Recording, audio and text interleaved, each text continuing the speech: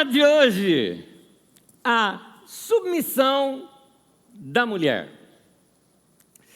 E eu começo falando de uma mulher que tem dignidade, uma mulher que sofreu consequências de, ao tentarem fazer que ela fosse publicamente exposta como mulher, se tornando um objeto de desejo, ela disse não.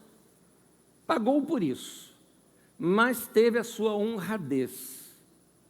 Eu estou falando de Vasti, um nome quase que desconhecido, não muito falado, aliás, nunca vi muita pregação em torno dela. Vasti era rainha da Pérsia e esposa de Xerxes, ou como os judeus os chamavam, Assuero. Aliás, vocês acham mais bonito Xerxes ou Assuero? Os dois são ruins, né? Os dois são ruins, né? É a mesma coisa que eu falar assim, vocês preferem que Anésio ou Gernando? Vocês vão falar, os dois são ruins.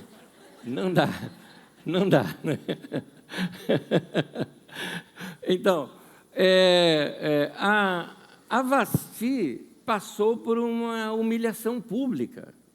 É melhor eu ler o texto com vocês, já que eu coloquei o texto quase que na sua íntegra aqui. Se você quiser, está no primeiro capítulo de Esther inteiro. Eu pulo algumas partes por questão de não tornar muito longa aqui a leitura, mas depois você lê em casa. Esther capítulo 1 diz assim: no 7º dia, quando o rei Xerxes já estava alegre por causa do vinho, um modo tão gentil da Bíblia falar que o cara estava bêbado, né? Bêbado, manguaça. Ordenou aos 7 oficiais que o serviam que trouxessem à sua presença a rainha Vasti, usando a coroa real. Uma pausa, eu preciso explicar algo logo aqui. A Bíblia, como você viu, até para chamar um bêbado, ela fala assim, né? Ela é discreta, né? Tem um momento na Bíblia que tem uma briga, assim, um bate-boca, vamos dizer, entre duas pessoas. E na Bíblia está escrito assim: houve uma não pequena discussão entre eles. Né? A Bíblia é elegante, né? Na sua maneira de narrar. E aqui, de novo, aparece um detalhe que passa despercebido aqui para nós. Nos comentários judaicos, esse texto é judaico, né? Nos comentários judaicos, de mestres judaicos, principalmente antigos, inclusive muito próximos da época do livro, eles colocam o seguinte, que a colocação, a formulação do texto dá a entender que aqui a frase que aparece aqui é que trouxessem a rainha Vasti usando a coroa real. A ideia que dá é usando somente a coroa real. Ele queria que a mulher aparecesse nua diante de toda aquela homaiada bêbada que estava ali. Ele queria fazer um desfile, ou, me permitem dizer dessa maneira, talvez um striptease ou algo parecido, onde ela fosse tirando as roupas, ou um desfile bem sensual diante daquele monte de homem bêbado ricaço, né, que era os donos do império. O Império Persa era enorme, enorme. Tendo seus limites, se você tem uma noção de mapa mundi, por exemplo, a Pérsia é o Irã, tá? Por isso que você vai ouvir aí, por exemplo, até hoje se fala persa ou farsi, né, como se fala hoje. Até o Afeganistão hoje, por exemplo, se fala farsi, né? Então o Império Persa ia até lá no Afeganistão, divisa com a Índia, e do lado de cá ele barrou na Grécia. Ao sul, ele barra ali na Etiópia, e ao norte eu não me lembro. Então, um império muito grande. Então, eram ricaços que estavam ali. E tanto que a festa dele durava 6 meses de festa. 6 meses, com vinho de graça, com comida de graça e tudo mais. Esse cara não tinha mais nada do que fazer na vida. E esse homem, num determinado momento, lá, junto com os seus, querendo mostrar a exuberância da sua mulher, faz com que ela faça isso. Agora, vou continuar aqui, o texto. O texto continua dizendo assim: ele queria mostrar aos seus súditos e aos nobres a beleza dela, pois era, de fato, muito bonita. Aqui, inclusive na própria língua hebraica, que é do texto, que eu chequei, quando você pega aqui a beleza e bonita, que vai aparecer no texto, no versículo, na tela anterior dessa aparece a palavra beleza, nessa bonita, são palavras diferentes, que elas são mais intensas. Essa segunda, ela era extremamente bonita. Na verdade, é uma palavra ali que eu não teria palavras assim em português aqui, sem ser palavras talvez baixas, talvez exuberante, ou algo parecido. Ali está falando da beleza e sensualidade dela, é disso. E continua aqui. Ele queria mostrar aos seus súditos e aos nobres a beleza dela, pois era de fato muito bonita. Quando, porém, os oficiais transmitiram a ordem do rei à rainha Vasti, esta se recusou a ir. E o rei ficou furioso, indignado. Na continuação, ele busca conselho com os seus assessores. E um deles, eu continuo a leitura agora no versículo 16. Então, Memucã, o texto com nome feio, né? Na verdade, esse daqui.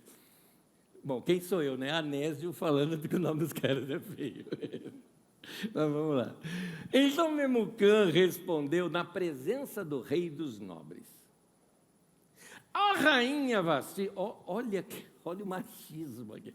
A rainha Vasti não ofendeu somente o rei, mas a todos, também todos os nobres e os povos de todas as províncias do rei Xerxes, pois a conduta da rainha se tornará conhecida por todas as mulheres. E assim elas também desprezarão seus maridos e dirão: o rei Xerxes ordenou que a rainha Vasti fosse à sua presença, mas ela não foi. Hoje mesmo, as mulheres persas e medas é Média, era um outro lugar também desse império, persas e médias da nobreza, medas da nobreza, que ficarem sabendo do comportamento da rainha, agirão da mesma maneira com todos os nobres do rei. Isso provocará um desrespeito e discórdia sem fim. Por isso, se for do agrado do rei que ele emita um decreto real que seja incluído na lei irrevogável da Pérsia e da Média, determinando que Vasti nunca mais compareça na presença do rei Xerxes. Também deu o rei a sua posição de rainha a outra, que seja melhor do que ela. Assim, quando o decreto real for proclamado em todo o seu imenso domínio, todas as mulheres respeitarão os seus maridos, do mais rico ao mais pobre. O rei e seus nobres aceitaram de bom grado o conselho, de modo que o rei propôs em prática a proposta de Memucã. Para isto, enviou cartas a todas as partes do reino, a cada província e a cada povo, em sua própria escrita e em sua própria língua, proclamando que todo homem deveria mandar na sua própria casa. Eu acho cômico isso daqui. Eu acho cômico. E até hoje tem um monte de homem batendo o pé em cima de um decreto do rei persa. Gente, eu dei uma passeada no YouTube. Embora a gente encontre muita coisa boa, a gente encontra muita coisa ruim também. E eu dei uma passeada no YouTube e eu fiquei pasmo, confesso, com os vídeos que eu vi tratando desse assunto. Eu digitei lá, submissão da mulher. Vamos ver o que o povo está falando. Eu vou contar uma coisa para vocês. Se eu fosse mulher, ao ouvir aquelas coisas, eu acho que seria muito difícil eu frequentar a igreja. Estou sendo honesto com vocês. Porque a maneira como tratam a mulher ali, tratam a mulher como se ela ainda estivesse vivendo há 2.000 anos ou há 3.000 anos atrás. Ou como esse texto aqui, essa narrativa de Xerxes, é mais ou menos assim, uns 2.300, 2.400 anos atrás. A mulher, antigamente, ela era propriedade do homem, ela era comprada. A mulher era um objeto. Por isso, ela era tratada dessa maneira, porque ela era posse. Como assim, eu mandei e você não veio? Então, tratar uma mulher e tratar um escravo era a mesma coisa. Não tinha diferença. O escravo é comprado, ele poderia usar e abusar do escravo. Tinha até uma lei na época que dizia o seguinte: olha, se você bater no escravo, não pode bater até ele morrer. Porque se ele morrer, você batendo, você vai pagar por isso. Pagar é pagar fiança só. Agora, se ele morrer 1 ou 2 dias depois, não tem problema. A lei dizia isso. Então, com relação à mulher, eram coisas iguais. O homem, por exemplo, que encontrasse qualquer coisa que ele não gostasse na mulher, ele poderia devolvê-la. Porque ele comprou um produto, está no prazo de validade e devolveu. É mais ou menos essa a ideia. É a ideia comercial. Então, uma mulher que era comprada, ela era tratada assim mesmo. Então, dentro desse contexto, a Vasti, vamos dizer assim, embora ela tinha dignidade, mas ela tinha que ir, porque ele mandava nela. E assim os outros, como assim ela não te obedeceu? Assim, todas as mulheres não vão obedecer ao seu marido. Quem manda em casa é o homem. E a partir daí se cria essa ideia deste homem mandão, deste homem que domina tudo. Nós vamos ver nas Escrituras Sagradas algumas coisas que vão nos ajudar a compreender melhor esse assunto e numa perspectiva um pouco maior. Porque nós precisamos entender uma coisa, finalmente os tempos mudaram. Muitas pessoas cometem o erro de confundir os princípios da Bíblia com a cultura do tempo da Bíblia. São duas coisas diferentes. Portanto, essa cultura da desvalorização da mulher, que transformava a mulher apenas num elemento necessário à cadeia reprodutiva e ao serviço dos homens, ou que transformava a mulher numa posse adquirida com dinheiro, isso é, sem dúvida, uma característica cultural das sociedades antigas. E isso mudou. Alguém diz, mas por que está na Bíblia? Porque a Bíblia foi escrita naquele tempo. E se ela foi escrita naquele tempo, ela tem que tratar um assunto dentro daquela cultura. Por exemplo, vamos lá, pensa comigo aqui. Você se torna um líder da igreja lá no começo. Nós estamos debaixo do Império Romano. Quem manda é o Império. Debaixo do Império Romano é permitida a escravidão. Os escravos são comprados. Não entenda escravidão igual nós tivemos aqui no Brasil, que aqui tratavam as pessoas como animais. A escravidão debaixo do Império Romano já era um pouquinho diferente disso, era mais suave, mas não deixava de ser escravidão. A pessoa era uma posse sua. Vamos supor, então, que você se torna um líder da igreja naquele tempo. Se convertem pessoas numa determinada cidade, você vai ser o pastor, o líder deles ali naquela região. E você agora tem que escrever para aquele povo que se converteu donos de escravo, como se converteu escravos. E então, o que você faz? Porque você não tem uma lei áurea que você possa assinar, você não tem autoridade para assinar isso, dizendo que você liberou os escravos. Você não pode fazer isso. Você não tem autoridade para isso. O que você faz para resolver essa situação? Provavelmente você faz o que Paulo apóstolo fez. O que ele fala? Ele fala o seguinte, gente, nós somos irmãos. Em Cristo não existe escravo nem livre. Como na sociedade existe e em Cristo não existe, você que é convertido e é dono de escravo, trate o escravo como sendo seu irmão.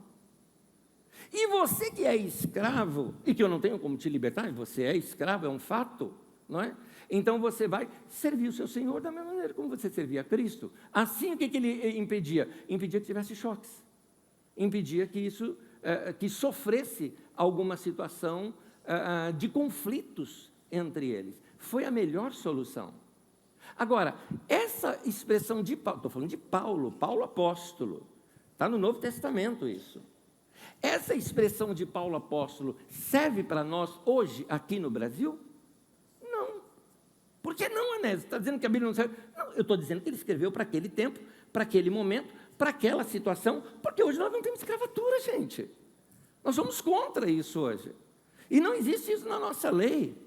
Na verdade, hoje é o tempo da gente pegar e defender, inclusive, os direitos daqueles que no passado tiveram os seus avós ou bisavós escravos e por causa disso, hoje, sofrem consequências da falta de renda e de algumas outras coisas, porque tiveram poucas gerações para se acertar, enquanto os brancos tiveram muitas gerações para se acertar, não é? Então, a igreja sempre trabalha com justiça, com equidade, é nesse sentido. Então, sustentar esse tipo de cultura hoje, e aqui eu me refiro à questão da submissão da mulher, equivale a levar as pessoas da nossa geração, por exemplo, a questionarem a nobreza da palavra de Deus. Vai chamar a palavra de Deus de uma coisa ultrapassada. Vai chamar a palavra de Deus, por exemplo, de machista, ou algo parecido. Nós precisamos entender os princípios sem permitir que sejam influenciados por esses detalhes que são culturais. Mudanças culturais existem. Algumas vezes, nós não entendemos, esse é um erro nosso como igreja, de que é necessário atualizar a teologia e a interpretação bíblica. Não é a Bíblia que tem que ser atualizada, é a teologia. Teologia é a interpretação. É a interpretação que você vai dar para aquele texto. Para aqueles que dizem o seguinte, tem gente que fala o seguinte, não, tem que seguir a Bíblia do jeito que está escrito. É mesmo. Você vai me permitir, eu não estou querendo te ofender, você que pensa, que diz isso. Se você pensa simplesmente porque nunca te mostraram o outro lado, eu te compreendo. Mas se você está dizendo isso para contrapor o que eu estou te falando, você me permita eu dizer que essa sua fala é hipócrita e ela precisa ser corrigida. Pelo simples fato de que você mesmo, que diz que tem que se praticar exatamente como está escrito, não faz isso com outros textos da Bíblia Sagrada. E antes que você se ofenda ou você está pela internet e me desligue, deixe-me te mostrar a incoerência dessa declaração de que se tem que obedecer tudo literalmente, e eu vou te provar isso na Bíblia Sagrada. Por exemplo, se a gente seguir exatamente no literal, vamos começar do Antigo Testamento. Alguém fala, mas é Antigo Testamento. Tá, mas é Bíblia. Depois a gente fala do Novo. No Antigo Testamento, por exemplo, você não poderia comer carne de porco. Não pode. Então, adeus bacon. Adeus presunto. Você não pode comer essas coisas. E mais, acabou-se a feijoada de quarta-feira. Não pode. Tem mais. Lá em Levítico 19, por exemplo, conta, por exemplo, que é proibido você usar roupas de 2 tecidos. Eu não entendo muito de tecido, mas é algodão com alguma outra coisa isso daqui. Só algodão não é. Então, se já tem uma mistura que eu já não poderia usar isso aqui. E aí? Tem outra que é mais interessante. Você não pode cortar homens, você não pode cortar as laterais do cabelo. Olha aqui nós em pecado. Todo mundo aqui em pecado. Aqui, ó. Embora na tradução, é interessante, na tradução de Almeida, ele fala que não poderia cortar o cabelo de forma redonda, ou seja, do estilo Beatles. Não pode, né? Então, cortar daquela maneira. Tem mais ainda. Diz que você não poderia aparar a ponta da barba. Está vendo, Silão? A sua está paradinha. Não pode, é pecado. Pecado. Não pode. Então, você vê que tem um monte de lei que por que mudou? Eu explico por que mudou. E explico também por que elas tiveram. Por exemplo, alguns de vocês gostam de uma variedade de comida chamada frutos do mar. Não poderia comer, porque não pode comer nada do mar que não tenha escama nem barbatana. Então, não poderia comer isso também. Sem contar que, mais uma coisa para você riscar do seu cardápio, estrogonofe. Porque carne cozida junto com leite não poderia. Isso são regras. Agora, alguém fala o seguinte, mas que regra mais boba? Não, não é boba. São regras muito interessantes para a época deles, por várias razões. As razões, por exemplo, deles não misturarem, por exemplo, tinha uma lei para não misturar 2 sementes da mesma espécie no mesmo plantio, nem criar 2 animais de espécies diferentes juntos, isso também era lei. Por que razão? O medo deles é que houvesse um cruzamento entre esses animais de espécies diferentes, eles não tinham ideia de genética como nós temos hoje. Então tivesse um cruzamento diferente e saísse uma anomalia, talvez com algum tipo de doença. Não se esqueça que esse povo está morando num deserto. Morando num deserto, se você fosse um governador ali, eu acho que também você aprovaria a lei de falar assim, gente, nada de carne de porco e nada de carne crua, em pleno deserto. Não dá para fazer um negócio desse. O tanto de doença que a gente pode ter com a criação de porcos aqui no meio desse povo, então é melhor não ter. Então, as leis tinham uma razão de ser. As outras razões de ser, de não cortar o cabelo, tudo mais, a barba, significava, na verdade, pelo seguinte, eles estavam entrando para uma outra terra, eles iam invadir uma outra terra, os costumes daquela terra eram esses. Então, eles não queriam que os homens se identificassem com os costumes daquela outra terra. Por quê? Porque eles sabiam, nós vamos entrar em guerra. E a hora que entrar em guerra, olhou para o outro, você já sabe qual que é o judeu, qual que não é. A hora que olhar o outro lá, viu o cabelo cortadinho, esse que eu vou brigar, né? Era uma questão da época. Agora, você vai perceber que essas leis, quando vai chegando já no Novo Testamento, já não se usa mais, porque ela se torna desnecessária. É uma lei temporária, não é? Por exemplo, não é importante para nós a lei do cinto de segurança? Concorda comigo? Que é uma lei importante? É uma lei que veio aqui, tem gente que discorda, mas a gente sabe o quanto de pessoa deixou de morrer. Tem, mas eu conheço gente que morreu, eu também conheço, mas cá entre nós, foi bom que se tem essa lei. Ou as leis de trânsito nossa, ok. Vamos supor que daqui a, 100 anos, não precisa nem tão longe assim, talvez 50 anos aí adiante, a gente não tenha mais nem tráfego aqui, porque os carros viraram tudo aéreo. Pronto, mudou tudo. Não precisa mais daquela lei, não é? Porque mudou tudo. É isso que eu estou querendo dizer. As leis, elas são feitas por um determinado momento. Assim também, outras leis na Bíblia foram feitas dessa maneira. Tem umas que chegam a ser até engraçadas. Homens, vejam essa. Deuteronômio 23, versículo 1 diz assim: qualquer que tenha os testículos esmagados, ou tenha amputado o membro viril, não poderá entrar na Assembleia do Senhor. Então, tem algum homem aqui com testículo esmagado, ou que foi... A minha pergunta é, quem que vai checar um negócio desse?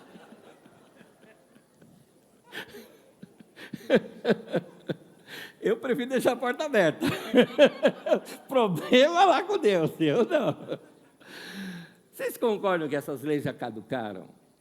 O termo é forte, mas esse termo aparece no livro de Hebreus, com relação à lei. Com certeza tiveram uma razão de existir, mas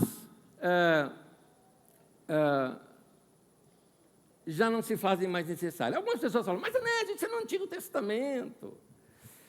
Essas leis, por exemplo, se referem a um povo que estava vivendo há 3.300 anos, mais ou menos, atrás. É muito tempo lá atrás. Mundo antigo ainda. Quando o povo estava saindo do bronze para o ferro. Ainda nesse tempo antigo. Mas no Novo Testamento também tem coisa assim. No Novo Testamento, por exemplo, tem gente que encrenca com isso, mas eu sei, tem gente que encrenca com isso. No Novo Testamento, por exemplo, fala que a mulher não poderia ensinar na igreja. Por que razão? A razão era a mesma de antes. Primeiro, que a mulher era uma propriedade do homem, ela era tratada como escrava, ela não sabia ler, ela não estudava. Portanto, como é que ela vai ensinar a lei se ela não estuda, se ela nem sequer lê? E como que ela vai... Outra coisa, uma mulher não poderia se dirigir a outro homem. Se eu, por exemplo, vamos lá, estou aqui, a esposa do Silas quer me fazer uma pergunta, ela não pode, ela tem que perguntar para o marido, e o marido perguntar para mim. E o que acontecia naquele tempo? Homens e mulheres sentavam de modo separado dentro das comunidades judaicas, que a igreja, sendo judaica no começo, também fazia a mesma coisa. Aí a mulher tinha uma dúvida lá no fundo, o marido aqui na frente, ela perguntava para o marido, pergunta, imagina a bagunça. Por isso que vem a regra, a mulher fique calada na igreja. Mas era por isso. É a mesma coisa na nossa cultura hoje? Não, nem se encaixa. Tem alguma mulher aí de trança? Pecado, não podia. Viu? Está lá, em Timóteo, está escrito. Alguma de vocês está usando ouro? Não pode. Só bijuteria. Lá proíbe ouro, não disse outra coisa. Então, a gente escuta aí os furos de lei, não é? Mas vocês percebem que essas coisas têm a ver com uma questão cultural. Vamos ver uma outra cultural. Atos capítulo 15, por exemplo, diz que você não pode comer carne de animal estrangulado. Gente, o tempo todo que eu conheço, assim, do pessoal do interior, ou como lá na África, né? lá na África, chegaram para mim, né? E para zoar comigo mesmo, né? Eu sou caipira de cidade.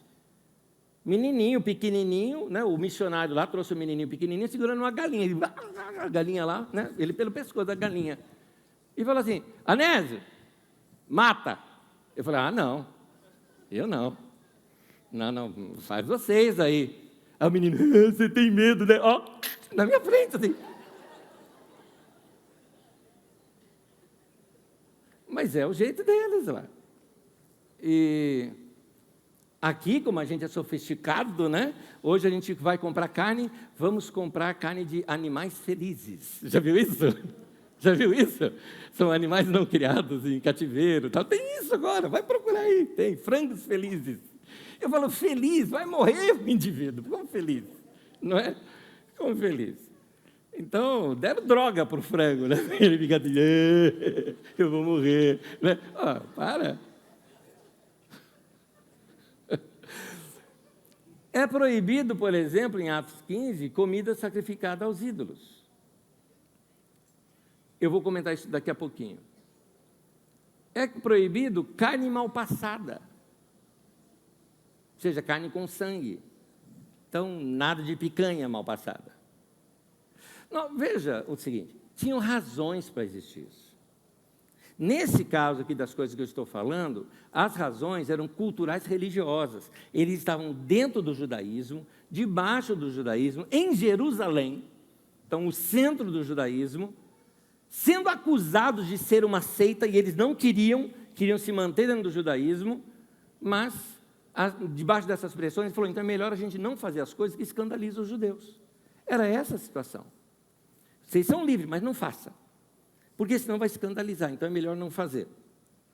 Então, como isso aconteceu dessa maneira, aos poucos isso começou a se romper, sabe de que maneira?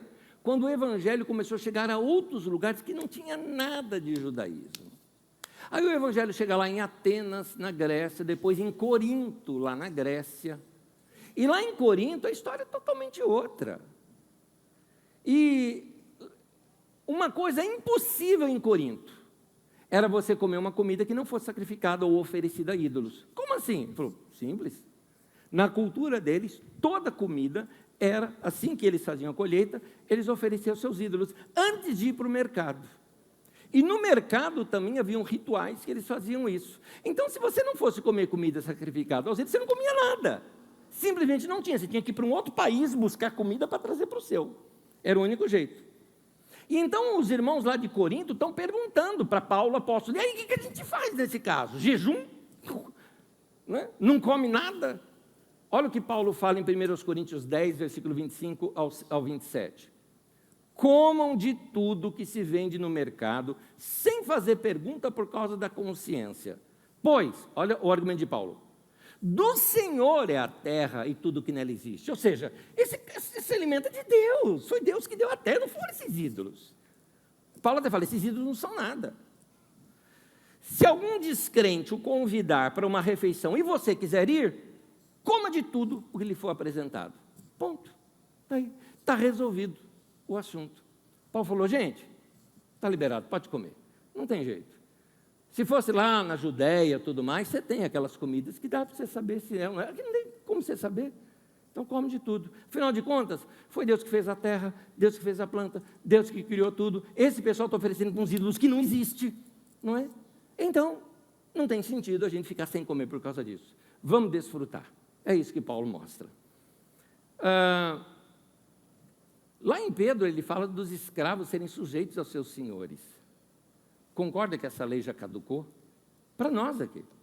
Nós somos o Corinto, né, relativo a Jerusalém. Somos nós hoje aqui no Brasil com relação a um mandamento como esse. Por quê? Porque aqui a gente não tem escravatura. Não tem escravidão aqui. Então, se não tem, eu não tenho ensinar para o escravo ser sujeito ao seu senhor, até porque a gente não tem escravo. E que bom que não tem. Agora, se eu disser o seguinte, gente, mas está escrito, escravo tem que ser sujeito ao seu senhor, então nós vamos ter que ter escravo. Você fala, não, isso é inadmissível hoje em dia. Pois bem, se é inadmissível tudo isso que a gente viu até agora, por que o assunto da submissão da mulher tem que continuar do jeito que estava? Por quê? Tem até mulher ensinando isso hoje. Aliás, a maior parte dos vídeos que eu vi na internet era feito por mulher. E sabe por quê? Porque elas ensinam o seguinte: olha, tem que ser submissa, senão você vai perder o seu marido. Ué? Minha avó dizia antes só do que mal acompanhado. Quer dizer que você compra o teu marido,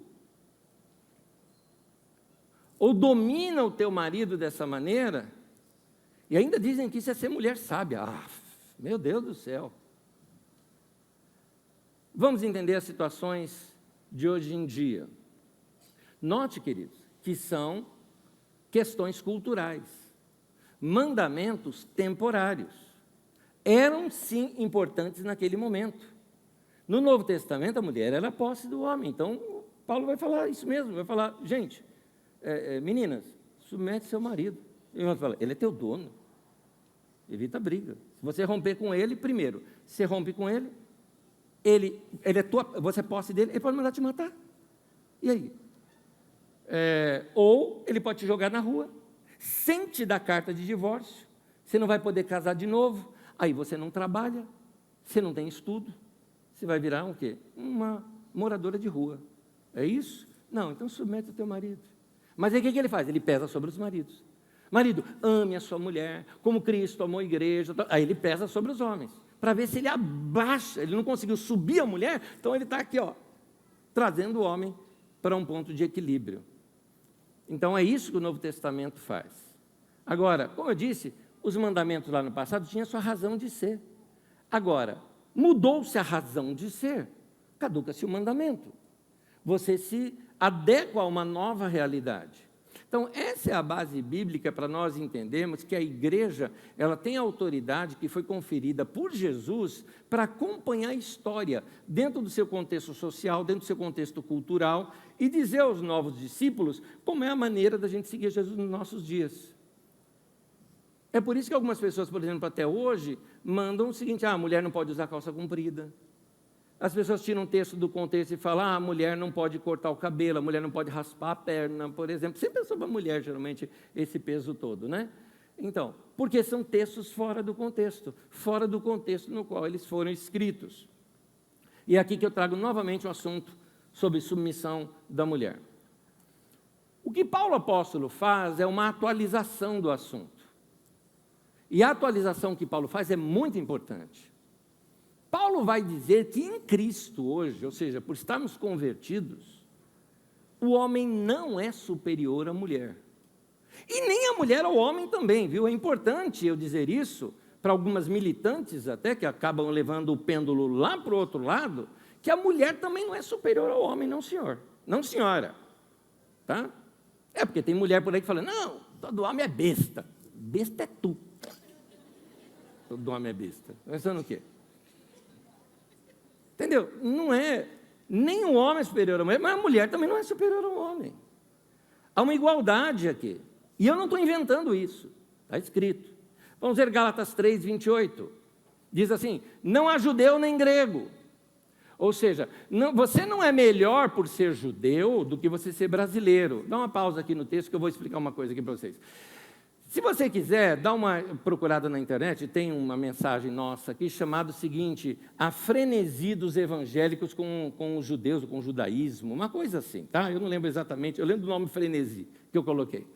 Porque tem uma modinha hoje aqui no meio evangélico, brasileiro principalmente, de cultuar objetos do judaísmo. Então você olha para o púlpito, tem que ter um candelabro, tem que ter uma estrela de Davi, que não é de Davi coisa nenhuma, Davi nunca teve estrela daquele jeito, me acha um achado arqueológico que prove que aquilo é a estrela de Davi, aquilo é um símbolo da Idade Média, que era um símbolo pagão e que depois virou um símbolo, sim, virou um símbolo judaico posteriormente, mas é um símbolo judaico posterior, não tem nada a ver com o tempo bíblico, bandeira de Israel no púlpito, não é? Bandeira de Israel no seu user, né, na internet, tem que ter, para dizer que você é evangélico. Que entrega é essa para o judaísmo? A Bíblia está dizendo, não tem judeu nem grego, ou seja, não tem judeu e nem brasileiro. Um homem uma vez chegou para mim e falou o seguinte, Uma vez você me falou, falando para mim, uma vez você me falou que seu pai tinha sobrenome Rocha. Eu falei, pois é um sobrenome que eu não tenho, mas era do meu pai. Meu pai é Manuel Rocha de Souza. Eu peguei o Souza, mas não peguei o Rocha. Acho bonito, porque ele também tinha Rocha. Eu falei, não, Rocha é muito bonito. Eu descobri uma coisa. Nós somos os Rochas descendentes de judeus. Portanto, meu querido, você é um descendente de judeu. Eu falei, não, meu pai era baiano. Baiano. E eu gosto dessa herança. Porque em Cristo não há judeu. Põe o texto de novo para mim, por gentileza. Em Cristo não há mais judeu nem baiano. Nem escravo, nem livre. Nem homem, nem mulher, pois todos são um em Cristo Jesus. Glória a Deus por isso. Essa é a obra da cruz, que de todos fez um. A cruz nivelou todo mundo.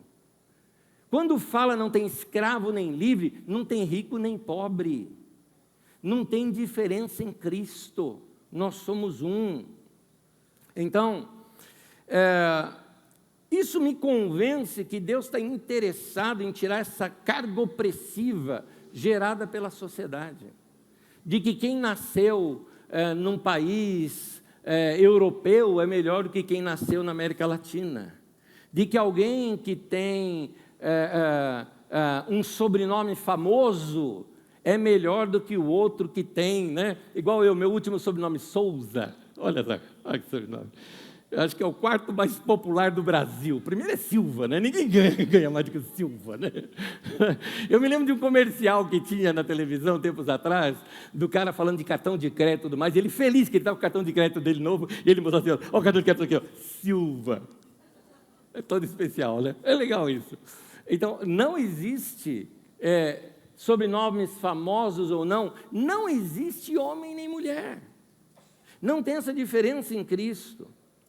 Aliás, se vocês quiserem entender melhor o que eu estou falando, faça uma leitura do Evangelho de Lucas agora com essa perspectiva.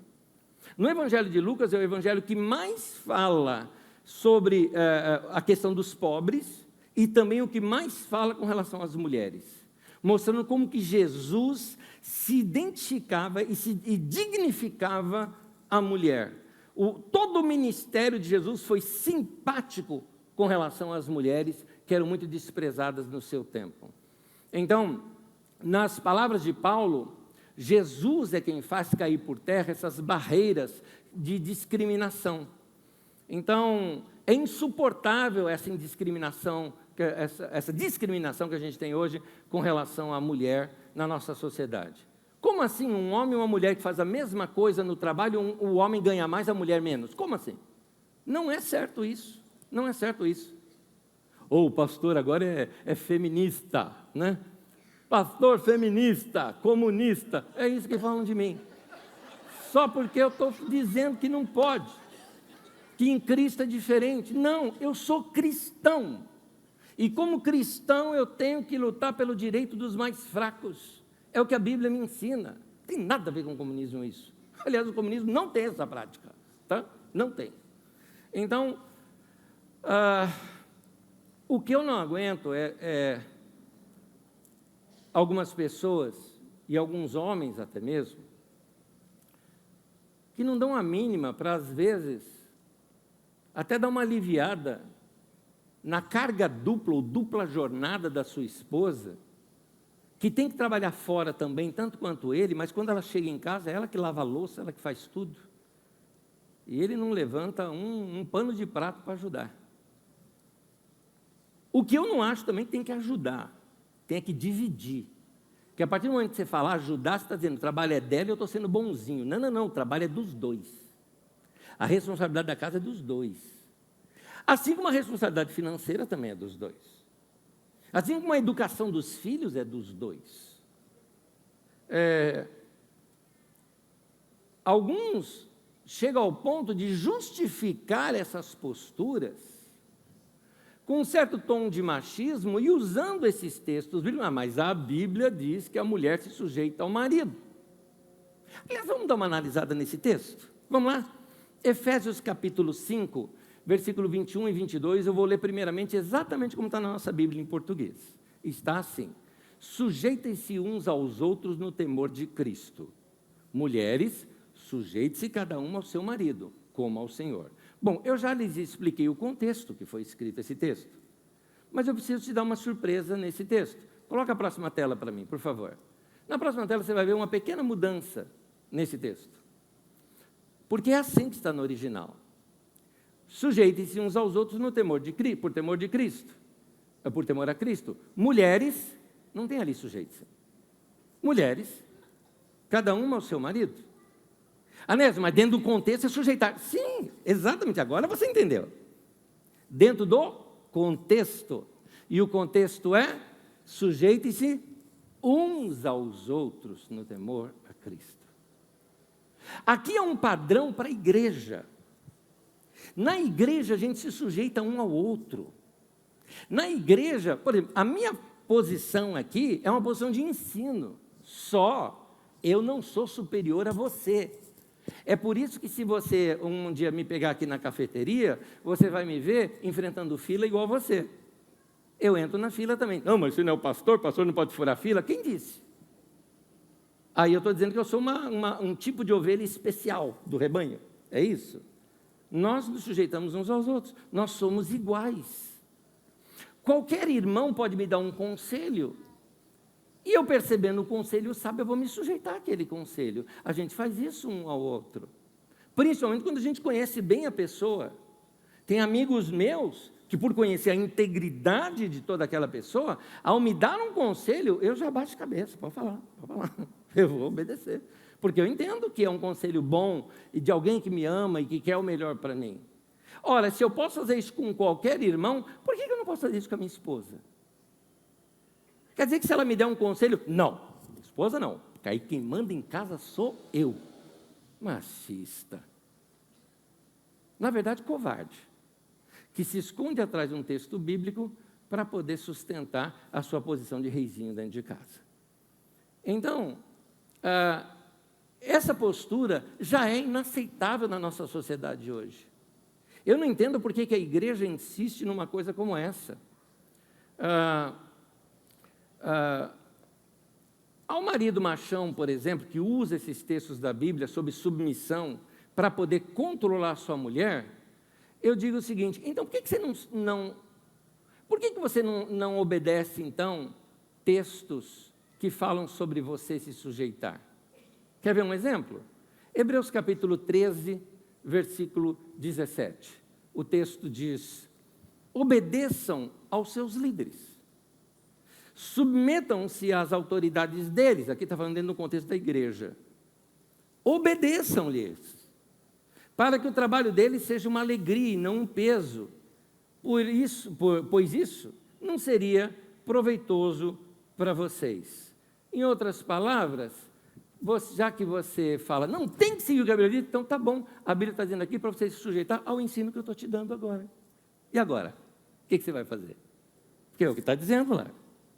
Então, gente, assim, falo agora como um dos líderes da igreja, facilita o trabalho da gente.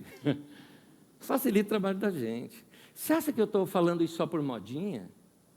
Ou você não entende que eu estou falando isso porque eu sei as crises que acontecem em alguns casamentos, que se simplesmente tivesse um pouquinho mais de diálogo, já teria resolvido. Algumas crises e descompensações que existem em casamento acontecem exatamente porque não se seguem esses princípios de equidade, de igualdade no casamento. Efésios capítulo 5, que é aquele texto que fala da submissão da mulher, ele continua dizendo assim: por essa razão, o homem deixará pai e mãe e se unirá à sua mulher, e os dois se tornarão uma só carne. Grava isso, uma só pessoa, uma só carne. Portanto, cada um de vocês também ame a sua mulher como você mesmo. E a mulher trate o marido com todo respeito. Nota que ele pega e ele força o homem no sentido de ame a sua mulher como se fosse você mesmo, porque agora os dois não são mais dois, mas vocês são um. No casamento, hoje em dia, o princípio da submissão ele deve ser lido em termos de respeito mútuo, consideração mútua, da mútua submissão. Tanto o homem respeita a mulher, como a mulher respeita o homem. Cada um ambos, marido e esposa, têm contribuições importantes para fazer, ambos precisam ser ouvidos, cada um dentro da sua graça específica, cada um tem a sua habilidade. Tem coisa, por exemplo, vou dar um exemplo da minha casa, ok? Vou dar um exemplo da minha casa. Se, por exemplo, eu chegar lá, vamos lá, supor que a máquina está usando o computador de uma determinada maneira, e eu falo, querida, não faça dessa maneira de computador, porque acontece isso e isso, faz dessa maneira. O que ela vai falar? Claro, não tem problema, não tenho dúvida. Já tem mais de 30 anos que você lida com isso, você sabe o que você está fazendo. Está tudo bem. Precisa fazer essa atualização, senão isso aqui vai travar. Tá bom, faz. Tá bom. Por quê? Porque ela sabe que daquela área eu conheço bem. Ok. Agora, você imagina quando ela chega assim, por exemplo, e dá um toque para mim de alguma coisa, sei lá, qualquer coisa que pode ser, do tipo, esse prato vai ficar aí? Claro que não, eu estava levando agora mesmo. Né? Mas não é disso que eu estou falando. Mas, por exemplo, você quer ver um exemplo?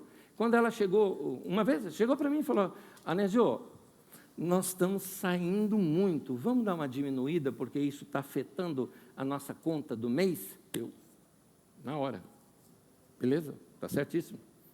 Por quê? Porque ela é melhor do que eu nas finanças. É ela que organiza essa questão financeira lá em casa. Aí eu, senhora, está certo? Por que razão? Porque um reconhece a graça que existe no outro.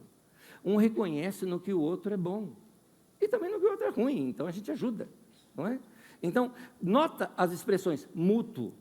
Não são mais dois, mas são uma só carne. É essa a ideia. Então, segundo o texto bíblico, olha aqui, os dois precisam se tornar um só. Guarda bem isso. Os dois precisam se tornar um só. Isso começa com a bênção do casamento, mas é uma coisa que você constrói na convivência. E o texto bíblico, inclusive, diz, logo em seguida que ele diz isso, ele fala assim, grande esse mistério. É uma coisa fantástica, que as duas pessoas se tornam como uma só. Porque agora os dois ficam plenamente realizados, os dois se completam, os dois se complementam. É importante, para terminar aqui, uma palavra de equilíbrio, porque ao demonstrar que, biblicamente, para um relacionamento saudável, é necessário o equilíbrio entre o homem e a mulher, acabando com a supremacia masculina dentro de casa, eu não estou abrindo porta para o desequilíbrio de uma supremacia feminina. Nenhum dos dois está certo. Mas sim equilíbrio. Qual é o ensino de hoje? Ambos temos que servir. Amém? Ambos. Ambos temos que amar. Porque se eu pegar o texto bíblico também e isolar e querer ser literal, eu digo o seguinte, a mulher não precisa amar o marido. Porque o mandamento é para o marido amar a mulher. Não fala para a mulher amar o marido. É isso que eu chamo de chamar para o extremo. Ambos têm que amar. Ambos têm que se doar um pelo outro. Ambos têm que cuidar dos bens e das finanças. Quer saber mais sobre isso? Eu tenho uma ministração que eu já recomendei aqui um monte de vezes aqui para vocês, que eu volto a falar, o pessoal lá do telão até já deixou ela preparada, lá sempre que vira e mexe eu cito de novo. 5 princípios, olha lá, tem pronto já. 5 princípios para controlar suas finanças. Foi uma mensagem no encontro de casais aqui na nossa comunidade. Então, e aqui é para casais, principalmente. Serve para solteiro também, pode ouvir que o princípio funciona. Mas ali eu mostro uma coisa que o tempo todo nós temos que fazer entre nós, que é relacionamento e conversar bem sobre o que vamos decidir. Ambos temos que respeitar um ao outro. Ambos temos que honrar um ao outro. Honrar um ao outro. Grava bem isso. Honrar. Está na hora da gente honrar um ao outro. Amar um ao outro. Servir um ao outro.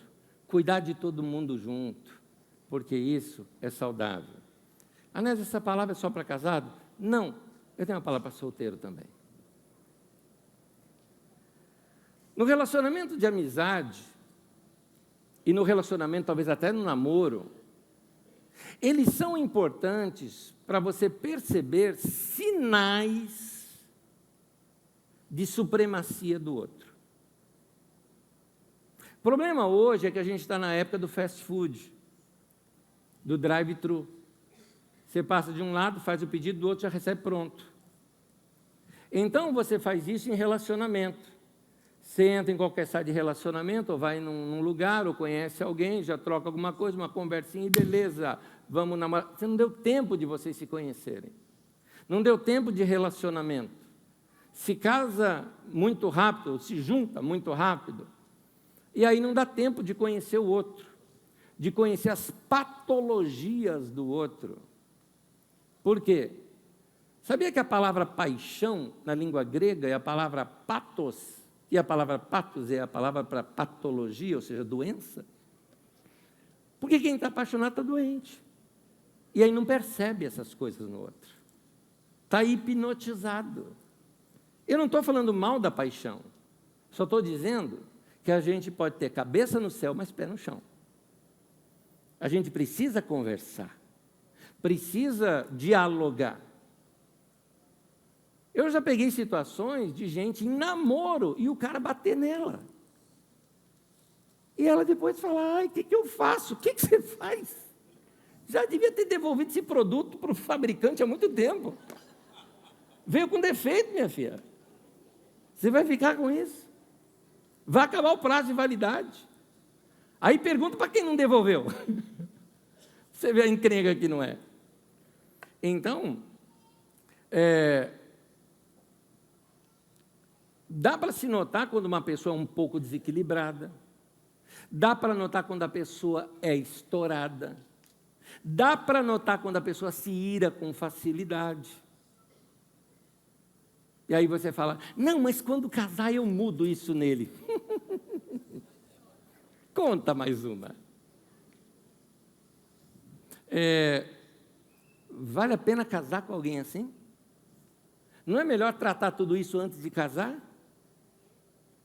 Ou quem sabe agir como a minha avó, antes só de ter mal acompanhada. Ou mulher firme aquela.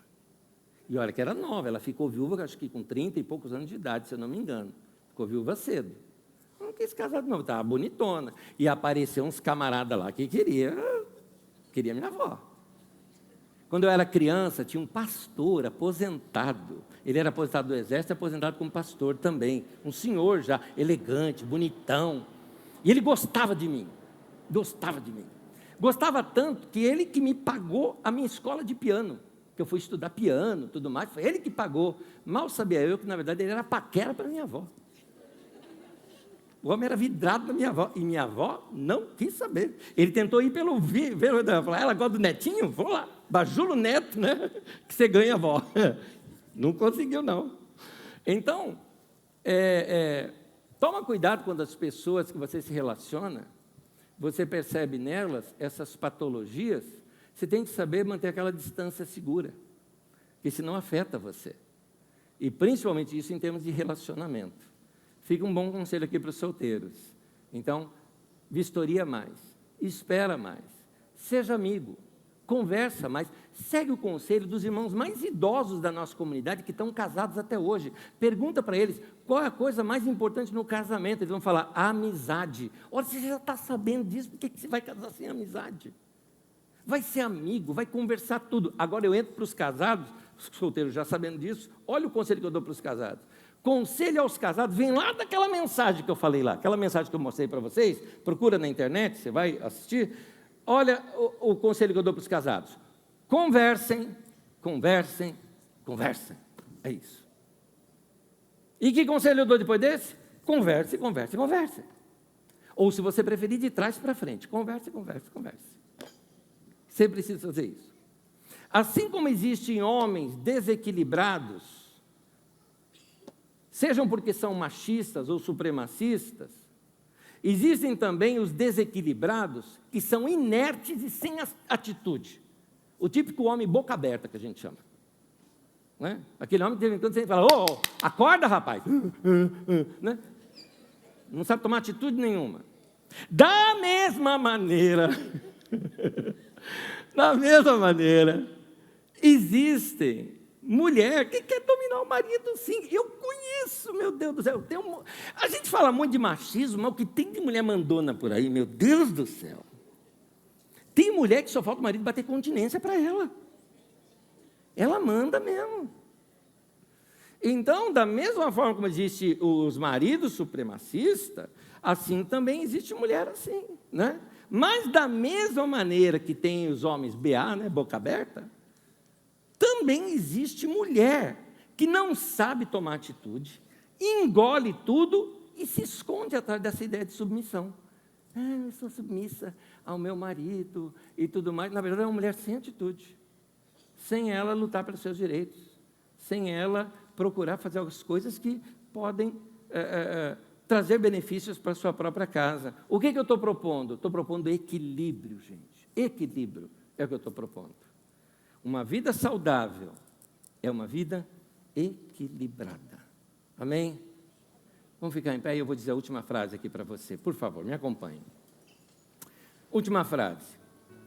Um relacionamento equilibrado, um relacionamento saudável, é um relacionamento que se tem espaço para o diálogo. Isso é um relacionamento saudável. Então, um relacionamento equilibrado, saudável, é um relacionamento que se tem espaço para o diálogo. Eu continuaria dizendo, é quando um não impõe a sua vontade sobre o outro. É isso. Estou pregando algo muito difícil? Estou pregando algo diferente do que a gente entende hoje ser uma coisa equilibrada e saudável que as Escrituras Sagradas nos ensinam? Então, ao invés da gente ficar colocando aquele negócio, não, o marido é o sacerdote da casa. Não, senhor, os dois são sacerdotes em Cristo. Aliás, onde é que está isso na Bíblia? Tem uma pessoa que chegou para mim esses dias e falou assim, não, porque o marido é o sacerdote do lar. Eu falei, onde é que está isso? Eu nunca li. Não tem isso na Bíblia.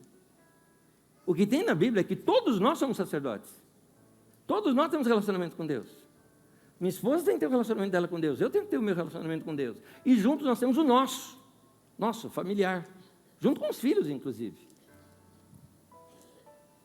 Aí a submissão. Submissão a gente submete um ao outro, inclusive até aos filhos. Já teve coisa que nossos filhos chegaram em casa e falaram, isso aqui não está certo. Nós falamos, está bem, é verdade. Nós conjecturamos e falamos, vocês estão certos. Vamos mudar. Qual o problema? Você acha que a gente é pai frouxo por causa disso? Não. Nós somos respeitosos, equilibrados e entendemos que tudo tem que ser resolvido no diálogo. Isso é feito também em amizades. Se você tem aquele amigo que tudo tem que ser ele que tem que decidir para onde vai, para onde... Sai dessa pessoa, isola um pouquinho a pessoa para ver se ele acorda. Que a gente tem que decidir as coisas juntos. Esse é o mundo que a gente vive hoje. E é nesse mundo que o Evangelho tem que funcionar na nossa vida, trazendo na nossa vida um coração tenro, um coração macio, um coração amoroso. Eu quero orar por vocês, e eu peço que os irmãos orem também, pelos meus irmãos e pelas minhas irmãs em Cristo, que não são casados com pessoas cristãs, que não seguem os princípios da palavra de Deus. Aí é uma situação um pouquinho mais difícil. Porque a pessoa não segue isso. Então ela vai impor a vontade dela. Mas vamos orar para que Deus converta seus corações. E assim juntos aprendam de como a gente pode ser uma família equilibrada, saudável. É assim que é para ser. É assim que é para ser dentro de casa, é assim que é para ser na igreja, é assim que é para ser na família. Namorados e noivos, é assim que é para ser. Se vocês notarem que não está sendo assim, tem aquela conversa final, ou muda, ou a gente para por aqui. Porque levar uma coisa dessa para o casamento é levar problema. Depois no casamento, no casamento resolve. Não, no casamento amplia. Fica maior. Como eu já disse que os bichos ficam maior, né? A minha gatinha vira uma jararaca, né? Não é? Então, no casamento a coisa amplia. Então é melhor a gente acertar isso agora. Então, queridos, que Deus converta o nosso coração à sua palavra. E a palavra de Deus não é a literalidade das Escrituras. A palavra de Deus é a revelação das Escrituras. É aquela palavra que a gente percebe assim, como é que eu defino uma coisa para eu saber se é certo ou errado? Eu penso assim, como é que Jesus seria? Se Jesus fosse casado, como é que ele seria como marido? Se Jesus fosse mulher, como é que ele seria como esposa? Então, é a partir do nosso modelo, que é Jesus, que a gente define o nosso comportamento. E é isso que a gente tem que fazer. Amém? Mão no peito, vamos orar. Querido Deus, nós te pedimos que o Senhor converta o nosso coração. Nós te pedimos que o Teu Espírito Santo trabalhe em nossa mente, renovando o nosso pensamento e a nossa mente, para que nós possamos viver de uma maneira saudável nos nossos dias. Muito obrigado pela Tua palavra. Obrigado por todos os Teus mandamentos, que em todos os seus momentos foram sábios e tiveram suas aplicações maravilhosas. Mas obrigado porque Tua palavra continua viva hoje, falando conosco nos nossos dias, de maneira que possamos viver nos nossos dias de maneira equilibrada, saudável, famílias bem estruturadas, baseadas na Sua palavra. Muito obrigado, Senhor, pelo Teu Espírito Santo, que converte o nosso coração e nos guia pelo caminho da retidão, da equidade, da justiça. Obrigado, Senhor. Nesse momento, Pai, eu oro pelos casais que aqui estão, que se perdoem, que se compreendam, que conversem, que possam dialogar, que aprendam a ceder um para o outro, para que possam encontrar o melhor caminho e acabar com as discussões. Senhor, eu oro pelos meus irmãos e pelas minhas irmãs, que estão numa fase, ou vivendo um momento sós, ou vivendo um momento de uma esperança de um relacionamento, ou até de um namoro. Eu te peço que eles escolham bem, que façam boas escolhas, ainda que seja ficar sozinho, mas que as suas escolhas sejam bem feitas, baseadas em análise, em perceber um ao outro, e que os casais, Senhor, aqueles que pretendem chegar até o casamento, que se tornem amigos um do outro, que se amem, que se abracem, que sejam companheiros, que sejam amigos, que fortaleçam um ao outro, que compreendam um ao outro.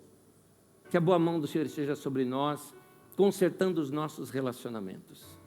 Que a boa mão do Senhor dirija a nossa vida nessa semana, trazendo equilíbrio em nossas famílias. Pais e filhos, filhos e pais, relacionamentos, pessoas que moram juntas, que todas elas possam ter equilíbrio nas suas decisões e nos seus relacionamentos. Sejamos assim um povo saudável e feliz. Nós te pedimos em nome de Jesus. Amém e amém.